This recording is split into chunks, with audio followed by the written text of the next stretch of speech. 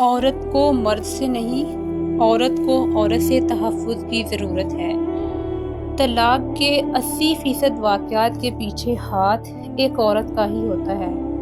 ساس بہو جب تک اپنا اپنا مقام نہیں جانیں گی، تب تک عورت کے ہاتھوں عورت ذلیل رسوا ہوتی رہے گی۔ شوہر اگر بیوی کو مارے یا گھر سے نکالے تو اس میں محرت ساس اور نندیں ہوتی ہیں۔ جب ماں اپنی آنکھوں میں آنسو بھر کر اپنی بہو کے کیے ہوئے ظلموں کی داستان اپنے بیٹے کو سنائے گی، تو بیٹا جب اپنی ماں کے دکھ کو سمجھ کے اپنی بیوی کو بولے گا تو اس میں بھی قصوروار مرد ہی ٹھہرے گا۔ السلام علیکم، welcome back to my YouTube family and my اندر ویڈیو۔ امید ہے انشاءاللہ میری سب بہنیں خیر و عافیت سے ہوں گی۔ الحمدللہ میں بھی ٹھیک ٹھاک ہوں۔ آج ہمارے معاشرے میں تقریباً 80% طلاقیں جو ہیں وہ گھر کے چھوٹے چھوٹے باتوں یا فیصلوں کی وجہ سے طلاقوں تک نوبت پہنچ جاتی ہے۔ اس میں قصوروار کون ہوتا ہے؟ اس میں قصوروار زیادہ تر نندیں اور ساس ہی ہوتی ہیں کہ جب وہ اپنے بیٹے کی گھر کی آئی ہوئی بہو کو اچھا نہیں جانے گی، یا بہو جو ہے وہ اپنی نند اور ساس کو اچھا نہیں جانے گی، تو گھر میں خرابی پیدا ہوگی اور بات طلاق تک پہنچ جاتی ہے۔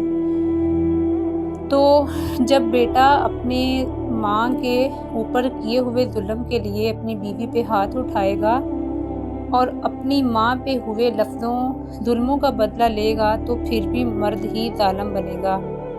جب بہن بھائی کو بھابھی کے نہ کردہ ظلموں کی داستان سنائے گی، تو بھائی بہن کے بہتے ہوئے آنسوؤں کا مداوع کرے گا، تو ظالم پھر بھی مرد ہی کہلائے گا۔ جب بیوی اپنے شوہر کے سامنے اپنی ماں اور اپنی بہن یعنی ساس اور نند کی ظلموں کی داستان سنائے گی اور اپنی آنکھوں میں آنسو لے آئے گی، تو شوہر جب اپنے گھر والوں سے الگ گھر کا مطالبہ کرے گا تو اس میں بھی قصوروار جو ہے وہ مرد ہی ٹھہرے گا۔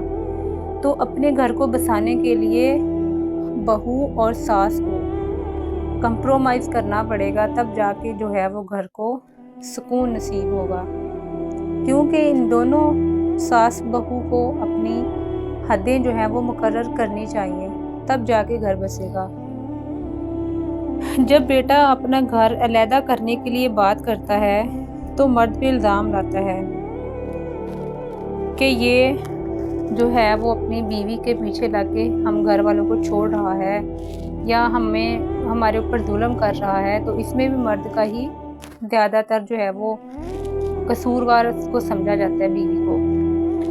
آپ کو آج کا میرا یہ ٹاپک کیسا لگا؟ اگر آپ کمنٹ کر کے بتائیں گے تو مجھے حوصلہ ملے گا، اور اپنی کوئی نہ کوئی ایسی بات ضرور شیئر کیجیے گا کمنٹ میں۔ اور اگر آپ کو یہ میری ویڈیو پسند آئی ہے تو میری ویڈیو کو ضرور لائک کیجیے گا، شیئر کیجیے گا۔ ہو سکتا ہے آپ کے اس ایک شیئر کی وجہ سے کسی کے بعد کان میں پازیٹیو کوئی جملہ آ جائے اور وہ انسان اپنی سوچ بدل کے اپنے گھر کو تباہ ہونے سے بچا لے، کیونکہ مرد تو ہمیشہ رشتے نبھانے اور رشتے کو بچانے کی کوشش کرتا ہی ہے، کبھی ایک شوہر کی حیثیت سے، کبھی بھائی اور کبھی بیٹے کی حیثیت سے۔